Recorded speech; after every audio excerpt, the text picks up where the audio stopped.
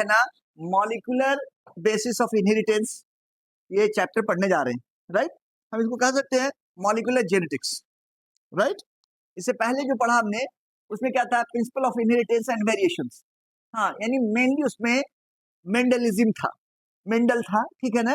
उसके बाद म्यूटेशन के बाद हमने अलग अलग थोड़े से चेंजेस देखे, राइट। यहाँ पे हम क्या देखने जा रहे हैं, मॉलिक्यूलर बेसिस का मतलब मॉलिक्यूल लेवल पे बात करने जा रहे हैं कि जेनेटिक मटेरियल जो है, जेनेटिक मटेरियल जो है उसका मॉलिक्यूल कौन है ना, वो कौन सी चीज जेनेटिक मटेरियल को डील कर रही है, राइट। तो इस चैप्टर को हम जो है यहाँ से शुरू करते हैं। आपको एनसीईआरटी में थोड़ा सा बीच में मिलेगा, ये बाद में मिलेगा। डीएनए जो है ना, डीएनए एक मटेरियल मिला, ठीक है, जिसको हम डिस्कस करने करेंगे, ठीक है। डीएनए के अंदर एक खूबी है कि वो अपना कॉपी बना लेता है, अपना रेप्लिका बना लेता है। रेप्लिका, रेप्लिका मतलब एग्जैक्टली, हाँ, आइडेंटिकल, आइडेंटिकल, हाँ, उसमें थोड़े से वेरिएशंस रहेंगे, विल सी लेटर ऑन, ठीक है। तो आप समझोगे तो उसको रेप्लिका कॉपी नाम दिया गया, मतलब आपका एक दूसरा कॉपी बन जाए तो उसको आप रेप्लिका कहोगे, राइट। तो डीएनए की एक खूबी है कि वो अपना रेप्लिका बना लेता है, तो इसलिए हमने कहा कि भाई ये रेप्लिकेशन कर सकता है, रेप्लिकेशन करता है। रेप्लिकेशन मतलब अपना कॉपी बनाता है, मतलब आप इसको ऐसे समझो कि ये डीएनए है, सपोज करो ये डीएनए है, ठीक है। तो ये क्या होगा, जब ओपन होगा, जब ये ओपन होता चला जाएगा तो इस तरीके से बनाता चला जाएगा, हाँ, इस पे जो है ना ये एक नया स्टैंड बनता चला जाएगा, इसके ऊपर, इसके ऊपर जो है ना एक नया स्टैंड बनता चला जाएगा। ये देखो, ये देखो, ये ठीक है ना, ये देखो ऐसे, तो इस तरीके से पूरा खुलता चला जाएगा। तो जब बाद में क्या देखेंगे आप, कह रहे दो हो गया, यही एक दो हो गए, इसको आप रेप्लिकेशन में पढ़ेंगे, ठीक है ना। तो इसको कहता है रेप्लिकेशन। तो DNA has the capacity to show this replication process या फेनोमेना, राइट। डीएनए के साथ हमने ये भी देखा कि डीएनए जो है ना, ये कहता है कि आरएनए भी बना सकता है, आरएनए बना सकता है, मतलब कोडेड लैंग्वेज में अपनी इंफॉर्मेशन को ट्रांसफर कर सकता है, कोडेड लैंग्वेज में अपनी इंफॉर्मेशन को ट्रांसफर कर सकता है। तो उसको ट्रांसक्रिप्शन कहते हैं, उसको क्या कहते हैं, transcription, transcription, transcription, transcription, right. अब ये कहता है कि क्या आरएनए भी डीएनए बनाता है, क्या आरएनए डीएनए बना सकता है। तो ऐसा हम कुछ वायरसेस में पाया, जैसे रेट्रोवायरसेस, रेट्रोवायरसेस हैं जो एड्स करते हैं, ठीक है। तो रेट्रोवायरसेस क्या करता है कि आरएनए से डीएनए बना लेता है, आरएनए से क्या करता है, डीएनए बना लेता है, सीडीएनए कहता है, और फिर डबल स्टैंडर्ड डीएनए में इनकॉर्पोरेट कर जाता है, ठीक है। तो यहाँ पे हम बोलेंगे रिवर्स ट्रांसक्रिप्शन, यहाँ क्या बोलेंगे, उल्टा है, रिवर्स ट्रांसक्रिप्शन। ट्रांसक्रिप्शन कैसा बताओ, रिवर्स, रिवर्स। इसको टैमिन नाम के साइंटिस्ट ने देखा था, हाँ, उसको टैमिन नाम के साइंटिस्ट ने देखा था, उसको टैमिनिज्म भी बोलते, उसको क्या बोलते हैं हमको, टैमिनिज्म, टैमिनिज्म, क्लियर है। हाँ, टैमिन नाम के साइंटिस्ट ने देखा था, इसलिए उसको टैमिनिज्म भी बोलते। तो अभी हमने क्या देखा कि डीएनए जो है, डीएनए जो है ये आरएनए में ट्रांसक्राइब होता है, ठीक है, जिसको हम ट्रांसक्रिप्शन कहते हैं, यानी कोडेड इंफॉर्मेशन जो है वो क्या करता है, आरएनए में ट्रांसफर कर देता है। अच्छा, फिर आरएनए को अगर पढ़ लिया जाता है, आरएनए को पढ़ लिया जाता है, डिकोड कर दिया जाता है, डिकोड, तो उसको कहते हैं ट्रांसलेशन। ये बहुत वर्ड बहुत कॉमन है कि लैंग्वेज का भी ट्रांसलेशन होता है ना। हाँ, क्या भाई, हिंदी से इंग्लिश होती है, हाँ, इंग्लिश से जापानीज होती है, चाइनीज होती है ना, तो ट्रांसलेशन कह रहा, ट्रांसलेशन। तो कहता है कि आरएनए के पास जो कोडेड इंफॉर्मेशन थी, कोडेड इंफॉर्मेशन थी, that information can be decoded in the form of protein, protein बन जाएगा, राइट, प्रोटीन बन जाएगा, ठीक है। तो इसको ट्रांसलेशन कहते हैं। क्या ऐसा हो सकता है कि प्रोटीन से आरएनए बने, प्रोटीन से आरएनए? यस, अभी तक जो है ना ऐसा कहीं नहीं देखा गया, ठीक है ना। इट मींस कि ऐसा अगर होता कि एक बॉडी बिल्डर ने प्रोटीन डेवलप की, एक आयरन स्मिथ ने, लोहार ने, चलाते चलाते हथौड़े उसने बाइसेप्स को डेवलप कर लिया, क्या बच्चा उसका बाइसेप लिए पैदा होता है? नहीं, नेवर। तो ये चीज जो है ना, रिवर्स जो है ना ट्रांसलेशन नेवर पॉसिबल, समझ गए। तो ये जो है ना, इस चीज को हम लोग देखने जा रहे हैं। अब इंटरेस्टिंगली हम यहाँ पे आपको बता दें कि इस चैप्टर में हम यही पढ़ने जा रहे हैं, टोटल हम पढ़ने जा रहे हैं सबसे पहले कि how do you know this, कि genetic material is DNA, how do you know. तो सबसे पहले फाइंड आउट करेंगे, what is the genetic material, DNA. हम फिर पढ़ेंगे रेप्लिकेशन, हम फिर पढ़ेंगे ट्रांसक्रिप्शन, हम आरएनए पढ़ेंगे, हम ट्रांसलेशन पढ़ेंगे। तो इस चैप्टर में हम यही सारी चीज पढ़ने जा रहे हैं, इसलिए मैंने इसको पहले पुट किया, बहुत ही इंपॉर्टेंट है, समझ गए। ये जो चीज है इसको सेंट्रल डॉगमा कहते हैं। इसको क्या कहते हैं हम लोग? सेंट्रल डॉगमा, सेंट्रल डॉगमा, ठीक है, जो बनाया मैंने ये, this is what central dogma, central dogma. हाँ, अब देखो सेंट्रल डॉगमा का मतलब आप क्या समझते हैं? What do you mean by the term central dogma? Central dogma, central का मतलब होता है मेन, मेन मेन पाइवोटल, और डॉगमा का मतलब होता है एक ऐसा स्टेटमेंट, एक ऐसी चीज, एक ऐसी बात जो सारी दुनिया एक्सेप्ट करती ही हो, हर हाल में करती हो। हाँ, डॉगमा का मतलब क्या होता है? ए statement which is accepted by all. क्यों? क्योंकि ये जो प्रोसेस है ना, हमारे हर सेल में हो रहा, हर लिविंग के सेल में हो रहा, हमारे सेल के अंदर हो रहा है। If you are saying that no, I will not accept it, okay, you can say, but it's in your cell this is happening. In your cell, every cell, this process is happening. Getting my point or not? समझ रहे ना? तो कोई भी ऐसा नहीं है कि भाई नहीं होता, ये नहीं होता, नो नो, आप कुछ भी कह दो, लेकिन ये तो चूंकि आपके सेल के अंदर हो रहा है, कॉकरोच के सेल के अंदर हो रहा है, डॉग के सेल के अंदर हो रहा है, मैंगो के सेल के अंदर हो रहा है, all living organism, all living organism के सेल के अंदर ये चीज हो रही है, इसलिए इसको नाम दिया गया सेंट्रल डॉगमा बाय क्रिक। हाँ, क्रिक नाम का साइंटिस्ट था, इसमें बहुत बड़ा अच्छा काम किया बंदे ने, ठीक है। हाँ, इन्होंने क्रिक ने ये चीज दी, सेंट्रल डॉगमा। अभी मैंने बताया कि इस चीज को आप जो है ना इजी वे में याद रखना है, हम यही सारी चीज इस चैप्टर में पढ़ने जा रहे हैं। First of all we have to know how the DNA is the genetic material. हाँ, कैसे ये आपने समझा कि डीएनए ही जेनेटिक मटेरियल है। सेकेंड, व्हाट इज डीएनए, है क्या DNA. Third, replication. Fourth, transcription. Fifth, RNA. Sixth, translation. तो हम यही पढ़ेंगे, प्रोटीन का बनना। और फिर एक लास्ट टॉपिक है human genome project, HGP, human genome project. Will see later. Okay fine. Okay, तो देखने जा रहे हैं कि which is the, what is the genetic material. Genetic material कौन है? अब ध्यान दो, जेनेटिक मटेरियल कौन है। तो आप सबसे पहले what is the genetic material, genetic material है ना, जेनेटिक मटेरियल, जेनेटिक मटेरियल की तलाश, in search of genetic material. क्या लिखेंगे हम?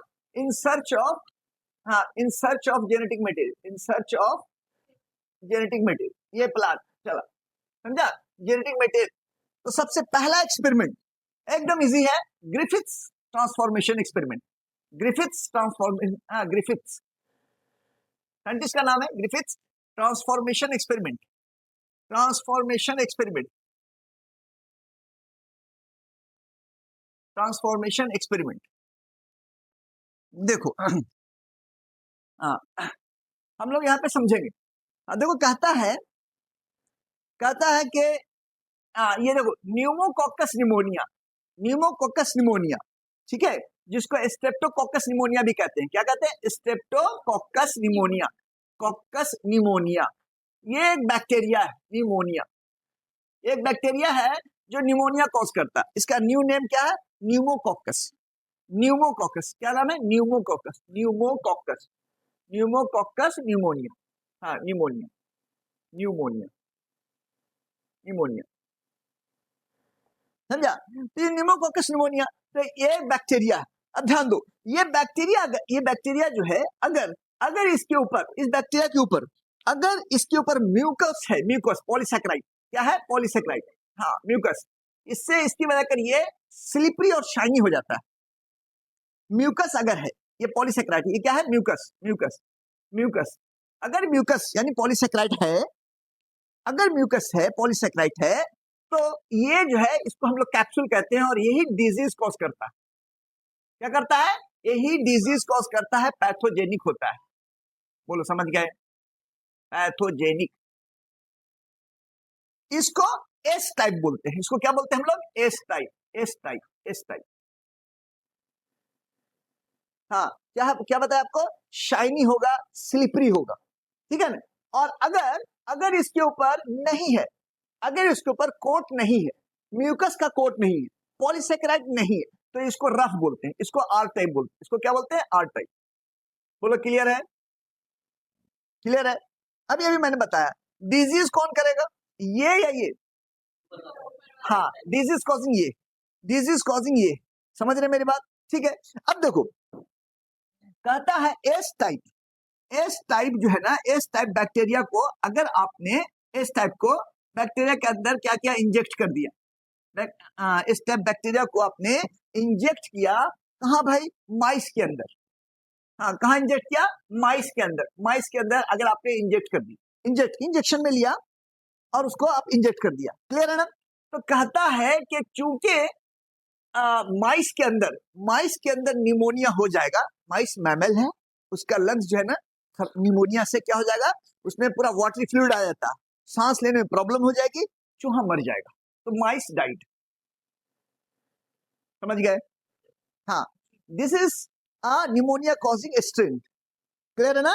हाँ, अच्छा। अब देखो आर टाइप को अगर हम डाला आपने, हम डालते हैं, ठीक है, और ग्रिफिथ ने डाला था, तो इसमें क्या होगा बोलो? हाँ, अलाइव, अलाइव, अलाइव, जिंदा रहे, क्लियर है? हाँ, देखो आर वाला बैक्टीरिया निमोनिया ही का बैक्टीरिया था, लेकिन वो पैथोजेनिक नहीं था because of absence of capsule. तो उसको आपने सिरिंज में लिया और चूहे को डाल दिया, तो चूहे को निमोनिया नहीं होगा। समझ गए ना? हाँ। अब देखो एस टाइप को हीट किल कर दिया, एस टाइप को क्या किया? हीट किल्ड कर दिया, हीट किल करके माइस के अंदर डाला, तो क्या होना चाहिए बोलो? क्या होना चाहिए? माइस नहीं मरेगा, क्योंकि बैक्टीरिया मरा हुआ है, डिजीज करता है ये, लेकिन बैक्टीरिया मरा हुआ है, इसलिए माइस जो है नहीं मरेगा। बोलो समझ गए? समझ गए? हाँ। अब चौथा एक्सपेरिमेंट उसने बहुत सारे किए होंगे, लेकिन आप इस 4 स्टेजेस में पढ़ रहे हैं। अब चौथा स्टेज क्या है कि आर टाइप लिया उसने, आर टाइप लिया, उसके साथ एस टाइप हीट किल ले लिया, एस टाइप हीट किल ले लिया। क्या ले लिया? Heat kill. हाँ, और उसके बाद उसने माइस के अंदर डाला। अब आप बताओ क्या होना चाहिए? देखो यहाँ पहला ये मान लो कि फर्स्ट था, ये सेकेंड था, इसको हम ए बी सी लिख देते हैं, चलो ए था, बी था, सी। हाँ, अब देखो यहाँ बी और सी दोनों में अलाइव है, अब इन दोनों को मिला के मारा तो अलाइव होना चाहिए। हाँ, ब्रेन क्या कहता है आपका? अलाइव रहना चाहिए, अलाइव रहना चाहिए, बिल्कुल अलाइव रहना चाहिए। ग्रिफिथ ने सोचा कि अलाइव रहना चाहिए, लेकिन वो रियल में मर जाता है, डाइड। अब वो परेशान हो गया, अरे ऐसा कैसे हो गया, मर कैसे गया? समझ गए? तो उसका सीरम निकालता उसमें से, ठीक है, और उसको चेक करता, तो उसको आर जो है ना, आर जो है ये एस टाइप जो है ना, ये एस टाइप वो कैसे थे? हीट किल्ड मरे हुए थे सारे, लेकिन उसमें से निकलता था एस वाला जिंदा। देखो जिंदा वो कौन किसको डालता था? आर वाले को, और एस वाले जितने थे उसको मार के डालता था। हाँ, उसको हीट करके मार देता, तब उसको डालता था। क्लियर है ना? समझ रहे हैं आप? तो अब जो है उसके बाद बड़ा ताज्जुब में पड़ता था वो कि जब भी उसमें से निकाले, डेड माइस से मटेरियल निकाले, सीरम निकाले, उसमें चेक करे, तो उसमें एस वाले जिंदा मिलते थे। बड़ा परेशान हुआ वो, बड़ा परेशान ऑटोमेटिकली, है ना? परेशानी की बात है भाई, ऐसा कैसे हो रहा है? हम तो सारे एस को क्या कर दे रहे हैं? मार करके डाल रहे हैं, और आर वाले को जिंदा डाल रहे हैं, लेकिन आर वाले के साथ साथ एस वाला भी जिंदा मिल रहा। समझ गए? तो वो बंदा जो है कुछ भी नहीं, सिंपली एक वर्ड बोला कि आर वाला बदल जाता है। आर वाला क्या होता है? बदल जाता, बस। और वो और कुछ भी नहीं बता सका। हाँ, दिस एक्सपेरिमेंट वाज इन 1928। कब का था ये एक्सपेरिमेंट? 1928 का एक्सपेरिमेंट था ये। हाँ, और चूंकि ही वाज द पायोनियर, ये बंदा पायोनियर था, सबसे पहला बंदा था जो एक्सपेरिमेंट किया हो, जो नोन था। हाँ, और भी हो सकता है लोगों ने किया हो, लेकिन नोन नहीं थे, ठीक है, तो इसीलिए इसको पढ़ाया जाता। इसने सिंपली इतनी बात कहे, सिंपली बस के ट्रांसफॉर्मेशन हुआ, आर वाला बदल गया एस वाले, बस। कैसे बदला भाई? तो जेनेटिक मटेरियल एस वाले का ले लिया होगा मरे हुए, बोलो, समझ रहे मेरी बात? हाँ, कैसे बदल गया होगा? तो कहता है कि आर वाले ने जब ग्रो कर रहा था तो उसको ग्रो करने के लिए मटेरियल चाहिए, आपको मटेरियल चाहिए। क्या चाहिए भाई? कार्बोहाइड्रेट, प्रोटीन, फैट चाहिए। तो फैट चाहिए, तो उसी दरमियान में उसने जो न्यूक्लिक एसिड लिया तो माइस का भी लेगा और सराउंडिंग में बैक्टीरिया था, वो बैक्टीरिया एस वाला था, तो एस वाले का जो लिया तो उसका जो है उसका क्या हो गया, उसके अंदर चेंजेस आ गए, बदलाव आ गया, आर वाला एस बन गया। आर वाला क्या हो गया? एस बदल गया, बन गया, इसीलिए उसने ये नाम दिया transformation. Second experiment biochemical method, क्या कहलाता है? Biochemical method. बायोकेमिकल मेथड, हाँ, इसको जो है ना, इसको 3 साइंटिस्ट ने किया है और काफी दिनों तक चला ये, 1933 से लेकर के 44, 11 इयर्स, है ना, 44 तक चला। हाँ, Avery MacLeod and McCarty, Avery MacLeod and McCarty, ठीक है। यहाँ पे क्या किया, जो इन लोगों ने इससे पहले जो किया था, इन लोगों ने आई मीन सॉरी ग्रिफिथ ने जो किया था, उसी में से उसने क्या किया कि बायो में ये मॉलिक्यूल्स निकाला, केमिकल एनालिसिस करना चाह रहा था, ठीक है, कि उसमें से जो सीरम निकाल करके उसमें जो है कि भाई डीएनए है या आरएनए है या प्रोटीन है। तो ये एक्सपेक्ट किया जा रहा था पहले कि प्रोटीन जो है ना, ये जेनेटिक मटेरियल, ये उम्मीद की जा रही थी पहले, लोगों साइंटिस्ट क्या समझ रहे थे बताओ? Protein is the genetic material, समझा? Protein genetic material.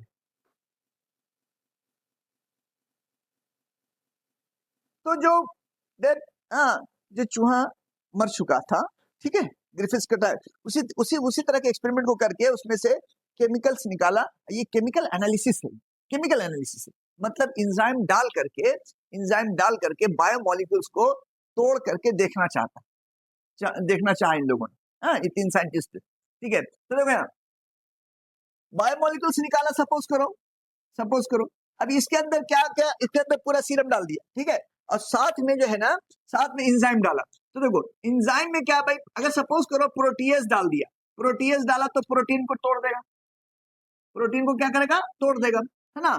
आरएनएस डाल दिया तो आरएनए को तोड़ देगा। कार्बोहाइड्रेट लाइपेज डाला तो लिपिड को तोड़ दिया, हाँ, कार्बोहाइड्रेट का नहीं लिखता भारत। तो इसमें क्या भाई, ये ए वाला है तो इसमें डीएनए बच गया, कैसे क्या बच गया बताओ?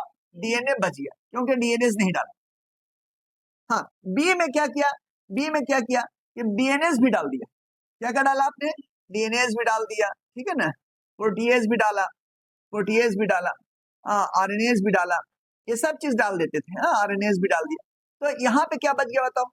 डीएनएस भी डाल दिया, सपोज करो प्रोटीएज छोड़ देते हैं, सपोज करो, चलो लाइपेज नहीं डाला तो लिपिड बच गया, इसमें प्रोटीएज नहीं डाला तो प्रोटीन बच गया, हाँ, इसमें आरएनए, हाँ, आरएनए की बात कर दीजिए या कार्बोहाइड्रेट की बात कर दी तो आरएनए नहीं डाला तो आरएनए बच गया। तो देखा कि सिर्फ और सिर्फ इसका बचा हुआ मटेरियल डिजीज करता है चूहे के अंदर, समझा? नहीं समझा? देखो, जो ग्रिफिथ्स का ट्रांसफॉर्मेशन एक्सपेरिमेंट था, चूहे मर रहे थे, ठीक है ना, तो उसके मटेरियल को, सीरम को निकाला कि उसके अंदर बायोमोलिक्यूल्स क्या है, देखें जरा, ठीक है ना, कि प्रोटीन है या डीएनए है या आरएनए है, तो मॉलिक्यूल तो सब निकाला, उसको सेपरेट किया, अलग किया। सेपरेट करने के लिए क्या क्या टेक्निक अपनाया उसने? सेपरेट नहीं किया बल्कि यहाँ पर डाल दिया वाइल में या टेस्ट ट्यूब में डाला, सबको, सारे मटेरियल को डाल दिया, थोड़ा जैसे ब्लड टेस्टिंग होती है ना, डाल दिया सब। अब इंजाइम डाला, तो देखो अगर प्रोटीएज डाला तो प्रोटीन टूट गया, प्रोटीन नहीं बचेगा, आरएनएस डाला तो आरएनए नहीं बचेगा, लाइपेज डाला तो लिपिड नहीं बचेगा, तो बच क्या गया? डीएनए बच गया, इसके अंदर डीएनए बचा हुआ। इंजाइम डाल करके सबको तोड़ दे रहे हैं, तो जो नहीं डाला वो बच गया ना, समझ में है? बस यहाँ पे हमने क्या किया, लिपिड को छोड़ दिया, यहाँ प्रोटीन को छोड़ दिया, यहाँ पे आरएनएस को छोड़ दिया, कार्बोहाइड्रेट को छोड़ देंगे, कार्बोहाइड्रेट को, समझ गए? तो होता क्या था कि जब भी ये वाले को डाल रहे थे तो देखा कि डिजीज हो जाए, और ये सब डिजीज नहीं कर रहा, तो इनकी बात भी साफ थी, लेकिन दुनिया ने इसको एक्सेप्ट नहीं किया। It was not a very, हाँ, clear cut proof for the genetic material. तो ये सेकंड हमने लिखा बायोकेमिकल मेथड, समझ रहे ना? हाँ, इसमें बायोमोलिक्यूल्स को खास ना ध्यान दिया गया। ये कहा कि टेस्ट ट्यूब में जैसे ब्लड लेते हैं, ले लिया, ठीक है। अब ये एंजाइम डाला, तो एंजाइम डाला तो देखो सिर्फ इसमें डीएनए नहीं डाला तो डीएनए बच गया इसके अंदर लिपिड लाइपेज नहीं डाला तो लिपिड बच गया, इसके अंदर प्रोटीएज नहीं डाला तो प्रोटीन बच गया, बाकी सारा डाला एंजाइम तो सारा मॉलिक्यूल टूट गया, तो बचा नहीं ना, बचा क्या? प्रोटीन बच गया। तो प्रोटीन बच गया तो प्रोटीन को हम इसमें से निकाला, सिरिंज में लिया और चूहे को डाला, फ्रेश चूहे को, तो चूहे को बीमारी नहीं हुई, समझा? ये भी डाला तो चूहे को बीमारी नहीं हुई, ये भी डाला तो चूहे को बीमारी नहीं हुई, ये डाला तो चूहे को बीमारी हो जाए बार बार। तो समझा कि अच्छा, तो डिजीज करने वाली चीज जो है वो डीएनए, समझ गए? ये बताना चाहिए। लाइसिसी बोलोगे, है ना? यहाँ पे भी लाइसिसी बोलोगे। हाँ, यहाँ पे सेंट्रीफ्यूगेशन होता है ना। न्यूट्रिएंट कौन था? ये था, उसमें क्या रहेगा? सल्फर रहेगा। यहाँ पर सुपर न्यूट्रिएंट कौन था बताओ? हाँ, इसमें जो है ना, ये यहाँ पे आपने कुछ जेनेटिक मैटर डाला ही नहीं, है ना, डाला ही नहीं, तो यहाँ पे अंदर कंटेंट आया वो DNA. What we have seen कि डीएनए जो है genetic material, DNA is the genetic material, ये कंफर्म हो चुका, राइट? कंफर्म हो चुका। तो अब जो है ना हम लोग देखने जा रहे हैं कि यस, न्यूक्लिक एसिड जिसको कहते हैं हम लोग, क्या कहते हैं? न्यूक्लिक एसिड, है ना? न्यूक्लिक एसिड कहते हैं इसको, न्यूक्लिक एसिड कहते हैं, न्यूक्लिक एसिड। न्यूक्लिक एसिड में जो है ना दोनों चीज आ जाती है, डीएनए आरएनए, लेकिन मेन चीज हम लोग की बात किस पे चल रही है? डीएनए पे चल रही है, डीएनए पे। तो न्यूक्लिक एसिड का जो मेन कंपोनेंट है वो तीन चीजें हैं। एक होता है नाइट्रोजेनस बेसिस, एक क्या होता है? नाइट्रोजेनस बेसिस, बेसिस होता है, ठीक है ना? दूसरा होता है नाइट्रोजेनस बेसिस हो गया, तीसरा होता है शुगर, राइबोस शुगर। क्या होता है? Ribose sugar. और तीसरा होता है फॉस्फोरिक एसिड,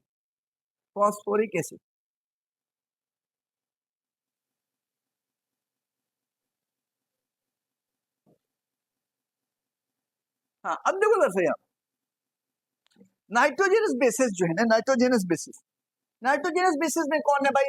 एडेनिन है, गुआनिन। हाँ, एडेनिन और गुआनिन। एक्चुअली इसको दो हिस्से में बांटते हैं, प्यूरिन एंड पाइरिमिडिन, प्यूरिन और पाइरिमिडिन। हाँ, इसमें देखो, अब इसमें क्या होता है कि इसके अंदर एडेनिन आता, गुआनिन आता, इसके अंदर साइटोसिन आता और यूरासिल आता, ठीक है? साइटोसिन, यूरासिल, थायमिन आता, ठीक है? ए जी सब्जी काटो तो खाना बनेगा, नहीं तो खाना बाहर से मांगो, समझ गया ना? ए जी, समझ गया ना? हाँ, सब्जी काटो तो खाना बनेगा, कुछ तो करो तुम, है या नहीं? कैसे देखेंगे? देखो इधर, देखो एडेनिन, याद रखो आप यहाँ पे एडेनिन, इस पाई बॉन्ड को देख सकते हैं आप, एडेनिन हो गया ये एडेनिन, ये देखिए एडेनिन है, राइट? जिसमें आप याद रखना है आपको, नाइट्रोजन जो है ना, देखो दो रिंग है, नाइट्रोजन चार है, एक बाहर है। अगर एडेनिन कहेंगे तब, अगर प्यूरिन कहेंगे तो चार ही रहेगा, 1 2 3 4, ध्यान दो, प्यूरिन में चार ही रहेगा, और ये एडेनिन एक है तो इसमें अमीन ग्रुप गया, अमीन ग्रुप, है ना? यहाँ पे क्या भाई? गुआनिन में भी जो है ना, यहाँ पे देखो आपके, अगर आप यहाँ पे देख रहे हो कि प्यूरिन की बात करें तो 4 इंटरनल है और एक बाहर, और ऑक्सीजन एक, कीटो ग्रुप बाहर है, कीटो ग्रुप। हाँ, अब देखो इसको कैसे याद रखना आपको कि देखो गुआनिन और साइटोसिन पेयरिंग करता है, एक दूसरे का उल्टा है, तो एक दूसरे का उल्टा है, तो देखो ये साइटोसिन देखो, चूंकि साइटोसिन पाइरिमिडिन का पार्ट है तो सिंगल रिंग होगा, फर्स्ट सेकेंड। अब जो गुआनिन जो आपने देखा ना, उसी का उल्टा हो गया। क्या हम लोग कैसे याद रखेंगे? देखो नाइट्रोजन जो है ना, एक छोड़ करके नाइट्रोजन रहता है, एक छोड़ के यहाँ पे रख करके यहाँ पे दिया, और इसका जो है ना नोमेनक्लेचर हम ऐसे ही करते हैं, 1 2 3 4 5 6 ऐसे करते हैं, 1 2 3 4 5 6 7 8 9 ऐसे करते, समझ गए? नेमिंग करते। तो देखो ये साइटोसिन जो है ना, एकदम देखो गुआनिन के एकदम सेम है, सिंगल रिंग है, लेकिन अपोजिट है, यानी इन दोनों के बीच में अमीन ग्रुप था यहाँ पे, लेकिन कीटो ग्रुप बाहर था, लेकिन ये अभी क्या हुआ? कीटो अंदर आ गया, क्लियर है ना? हाँ, ये आप दिमाग में रखेंगे तो आपको याद रहेगा। साइटोसिन हो गया, साइटोसिन हो गया। अब यूरासिल में क्या होगा कि अमीन ग्रुप नहीं है। अमीन ग्रुप देखो एक भी नहीं है, कीटो ग्रुप है, कीटो ग्रुप है दोनों। और थायमिन जो है ना, थायमिन के बारे में आप कहोगे कि थायमिन जो है ना वो यूरासिल ही होता है लेकिन मिथाइलेटेड होता है। देखो मिथाइल इसमें लगा रहता है, यहाँ पे मिथाइल ग्रुप, मिथाइलेटेड। यूरासिल ही है, यूरासिल ही है क्या थायमिन?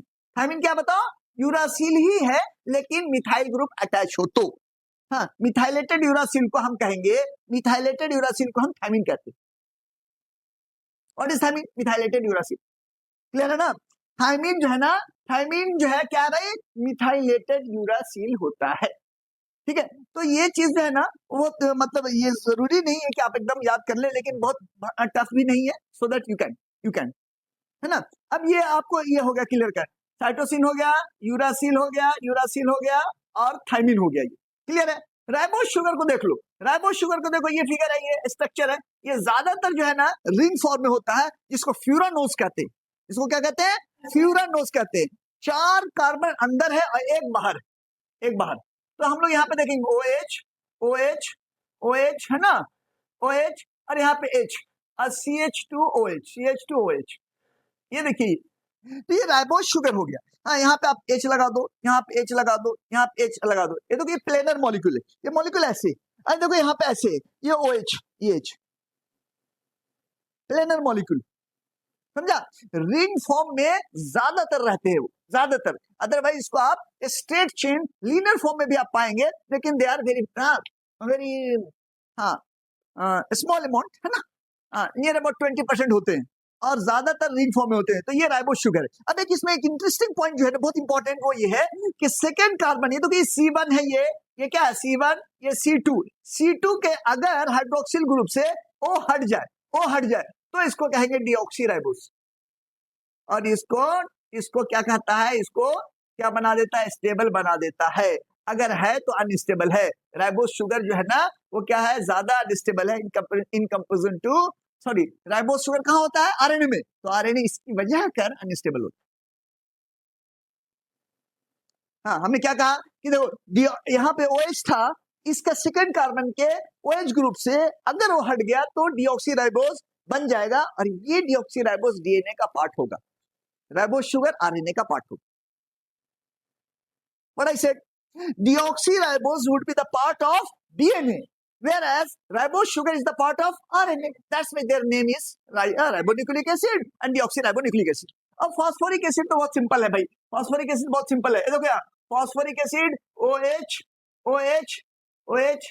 हाँ भाई, इसका क्या मॉलिक्यूल का ये नाम बताइए क्या है, और ये हाइब्रिडेशन क्या होगा इसका? यस, प्लेनर मॉलिक्यूल हो गया। आई थिंक sp3 होगा ना, देखो, हाँ, टेट्राहेड्रल, यस। तो ये फॉस्फोरिक एसिड हो गया। तो अगर ये 3 चीज को आपने देख लिया तो फिर आप इसको जोड़ते चले जाएंगे तो मॉलिक्यूल बनता चला जाएगा, न्यूक्लियोटाइड, न्यूक्लियोटाइड बनता चला जाएगा। ओके फाइन, तो इसको आप नोट कर लीजिए, फिर हम अटैच करके बताएंगे। अब जो है ना कहता है कि जो डीएनए है, डीएनए जो है हम लोग देखो ऐसे देखते हैं, राइट, ऐसे देखते हैं डीएनए। तो कहता है कि आप इस डीएनए का जो है ना, ये छोटा सा टुकड़े की बात करें अगर आप, ठीक है, तो ये कैसा होता है भाई? तो इसको हम लोग देखो सबसे पहले कहेंगे कि जो है ना ये जो बैकबोन है डीएनए का, बैकबोन डीएनए का, ठीक है ना, डीएनए का बैकबोन जो है वो क्या होता है? शुगर और फॉस्फेट होता है। वो क्या होता है? शुगर एंड फॉस्फेट होता है। चलो हम पहले डीएनए को ही थोड़ा सा एलाबोरेट करते हैं। देखो यहाँ पे इसको 5 प्राइम बोलते हैं, प्राइम, ठीक है ना, क्योंकि 5 प्राइम इसको क्यों बोलते हैं कि 5 हाइड्रोक्सिल ग्रुप एक्सपोज होता है, 5 hydroxyl group OH group expose होता है शुगर का, और इसको 3 प्राइम कहेंगे, ठीक है ना। इसको अगर माइनर ग्रुप है तो ये मेजर ग्रुप होगा, ये माइनर ग्रुप होगा। इसको एक पिच बोलते हैं, पिच, हाँ, इसको क्या बोलते हैं? पिच, एक पिच बोलते हैं, पिच, ठीक है ना। इसमें जो है ना, इसमें बेस पेयरिंग होती है, देखो ये बेस पेयरिंग हो रही है।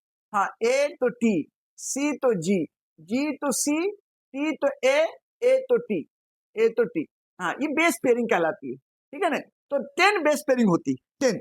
तो यहां से एक बीच इसमें जो है ना आपको याद रखना होगा कि देखो ये जो है हम लोग इसको 34 एंगस्ट्रम कहते हैं, यानी इसकी लंबाई 34 एंगस्ट्रम, समझा, और इसकी चौड़ाई जो है ना 20 एंगस्ट्रम है ना, एंगस्ट्रम, समझा। तो अगर नैनो में बदलोगे तो 3.4 हो जाएगा, 3.4 नैनोमीटर, ठीक है। और ये क्या हो जाएगा, 2 नैनोमीटर, समझ रहे, नैनोमीटर। अब देखो यहाँ पे क्या देख रहे हैं आप, कि यहाँ पे 10 होगा, यहाँ पे कितना होगा, सॉरी इसमें 5 होगा, तो 5 5 कितने होंगे, 10 हो गए, 10 हो गए। हाँ, 34 एंगस्ट्रम में 10 बेस पेयर होंगे। और ये माइनर ग्रूव मेजर ग्रूव बोलते हैं, माइनर ग्रूव, क्या बोलते हैं इसको, minor groove, minor groove, groove, और इसको बोलते हैं मेजर ग्रूव, मेजर ग्रूव। कहता है कि एक हेलिक्स है, एक हेलिक्स रस्सी है, उसको आप देखा ऐसे से कर दिया, और दूसरी रस्सी है उसको आपने ऐसे से कर दिया, अब दोनों को जब मिलाया तो इस तरह से बन गया डबल हेलिक्स। तो ये डबल हेलिक्स, तो देखो आप ये हमेशा इसको ध्यान रखना है कि 5 से जो चला तो हमेशा 3 पे आएगा, और साइड वही रहना चाहिए, इधर से चला तो इधर साइड है, तो हम लेफ्ट से चलाए तो लेफ्ट है ना, तो ये 5 प्राइम होगा तो इधर 3 प्राइम होगा, 3 प्राइम होगा इधर, ठीक है। और दूसरे का जो है ना टेल होगा इधर, तो ये देखो ये राइट से हम शुरू कर रहे तो राइट ही में ले जाएंगे, ये देखो राइट में छोड़ा, ये आपको ध्यान रखना है। वो भी जो है ना एक्चुअल में वो भी ऐसे चलता है, ऐसे ऐसे, तो यहाँ पे बनाना पॉसिबल नहीं है, यहाँ पे बनाना वैसे पॉसिबल नहीं है, लेकिन इसको सिंप्लीफाइड फॉर्म में ऐसे बना दिया जाता है, समझ रहे आप। तो एक डीएनए का जो था हेलिक्स वो खुद ही पॉलीन्यूक्लियोटाइड, हाँ अभी हम लोग पढ़ेंगे न्यूक्लियोटाइड किसको कहते हैं भाई, अभी देखेंगे हम लोग कि शुगर और फॉस्फेट और एक ना, तो एक नाइट्रोजनस बेसिस होते हैं, उसको हम लोग न्यूक्लियोटाइड कहते हैं, तो इसमें तो बहुत सारे हैं ना, तो पॉलीन्यूक्लियोटाइड हो गए, तो यहाँ 5 प्राइम टू 3 प्राइम हो गया, तो 3 तो यहाँ 5 हो गया, तो उल्टा जाएगा। अगर हमने एक का हेड पकड़ लिया तो उधर टेल होगा, और उनका जो है ना हेड है तो हमें टेल है, अब दोनों को लपेट दिया, 2 रस्सी लें आप, यू जस्ट टेक 2 रोप, हाँ, one is here, head is there and the tail is there suppose, and another rope has head and in your hand, है ना, and tail is with me, ठीक है। अब हम उसको लपेट दें ऐसे, हेलिक्स बना दें, हेलिक्स बना दें, DNA is just like that, DNA is just like that। हाँ, इसको क्रिस्टलोग्राफी मेथड से विल्किंस एंड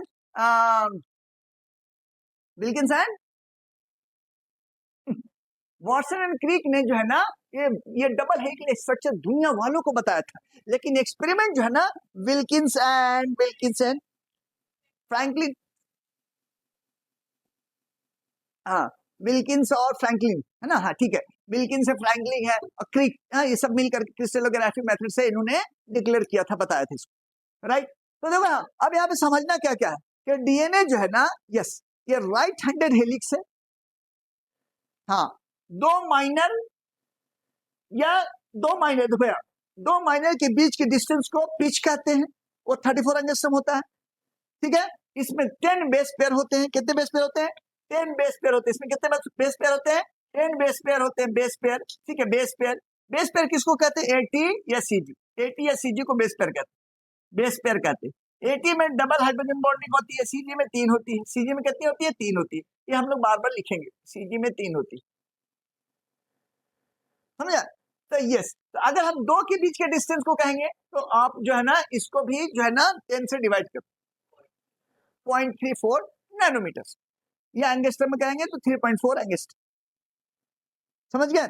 ये क्या भाई, ये एंटी पैरेलल है, हाँ anti parallel to each other, हाँ। तो अगर डीएनए के स्ट्रक्चर की बात करें हम, तो कैसे कैसे कहा भाई, डबल हेलिकल स्ट्रक्चर है, पॉलीन्यूक्लियोटाइड है, पॉलीन्यूक्लियोटाइड डबल क्या है, डबल हेलिकल स्ट्रक्चर है, ठीक है।